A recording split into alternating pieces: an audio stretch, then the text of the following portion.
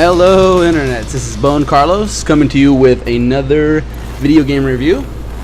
This one's going to be brought to you by Super Beast 811, and the game is going to be called Splatterhouse. Now, I don't know about you, but when I think of Splatterhouse, I think of two things, and it's going to be, one is going to be a house, and two is going to be splatter. And as you can see, there's plenty of splatter, and the game does indeed start off in a house. So right off the bat, big ol' thumbs up to the game. Now, as you can tell, I'm being a bit sarcastic, and that's because this is totally in line with what this game is all about. It doesn't take itself too seriously in any shape, way, or form. It's a standard, straight beat 'em up, and it doesn't try to stray too far from that format, and I absolutely love it for it. That's not to say that it's just constant, just trash mobs in and out, in and out, in and out. No, it is broken up every once in a while by platforming sessions and button timing sections as well, neither of which are that great. Especially the platforming, I found that the precision needed for them wasn't available in the game, I should say. A couple of the mechanics were off, and it just made everything a hassle. Alongside with the long loading times, it kind of made it a pain in the ass to die in the middle of a platforming session and have to wait another minute and a half to 2 minutes for it to reload from the beginning. It was just a really big pain. And the button sequences, the button sequences weren't that bad. If you want to do a cool little finisher, you can go ahead and do so, and use a couple buttons, cool little finisher, and that wasn't that bad. But another thing that I didn't really enjoy about this game would be just a couple of the technical aspects of the game. Nothing along the graphics side, nothing along the visuals, nothing like that, but I'm more along the sounds. So sometimes certain sounds would be muted, certain sounds would be just like the sound volumes would be just kind of funky at times, and you could and then sometimes you would barely be able to hear the voices that were speaking while the music was kind of predominant, and sometimes it'd be vice versa. You couldn't hear any of the music, but you could hear the voices talking in the middle of a fight. It was just awkward, and it kind of pulled me out of the whole immersion of the game. But honestly, other than those two minor details, I really didn't have a problem with the game.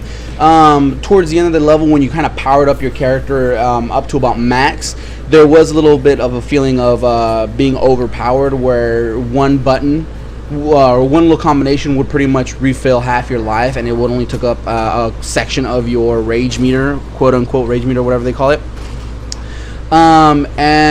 But that was about it. It was a little bit too easy for me. Didn't really matter what difficulty was, along with because of that infinite health, pretty much basically. But like I said before, that was pretty much the only negative parts about it. I actually really enjoyed this game. The visuals, the style, the music, the voice acting was top notch. Whoever got the voice actors on this one was perfect. The voice directing was great. The dialogue was great. And just everything blended together was just in your face, just straight action flick / game that you could just pick up, play, tear through the mobs, find naughty pictures of the girlfriend you're trying to save, and that's it. It was actually I actually had a great fun time playing this game, and I would definitely recommend it to anyone. Well, not anyone really. If you're not into that kind of a dude type game that was just mindless fun, then I would definitely stick away from this. The story it's pretty linear, not linear, but just pretty much ABC kind of story.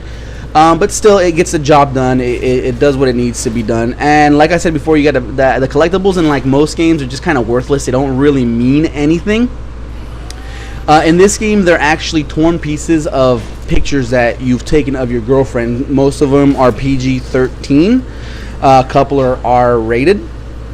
So, but given with everything that the game is about and everything that the game is shoving in your face, it's actually a perfect fit. For some reason, I want to go back and find these pictures, even though I have seen boobies before. Whatever, it doesn't matter. I still want to go out and collect them just for the hell of it. And I think that's what a game does. A good game, anyway. A solid, fun game, anyway, would do for you. Now, I'm over here gushing over this game, but all in all, compared to what the prices that I was able to find it, anywhere new for any system is still pretty much $29.99. Used, it's not going to be much better, so about $24.99. A couple are $23.99, $22.99, depending on your system. But still, for the price and for the longevity of the game, there's really not much replay value unless you want to go in and go mindless. But it's still definitely a great weekend killer, perfect weekend killer actually. So I would definitely recommend renting this game, going out, renting it. If a friend has it, even better. But definitely spend your $5-10 on it, have your fun with it, put in your 10-15 hours that you want, and enjoy. Other than that, I hope you guys enjoyed this review. If not, leave a comment down below on what I could do to make it better, and also leave a game for me to review if you'd like for me to review, as you guys enjoy the beautiful, beautiful pictures. That's it, and I'm out of here.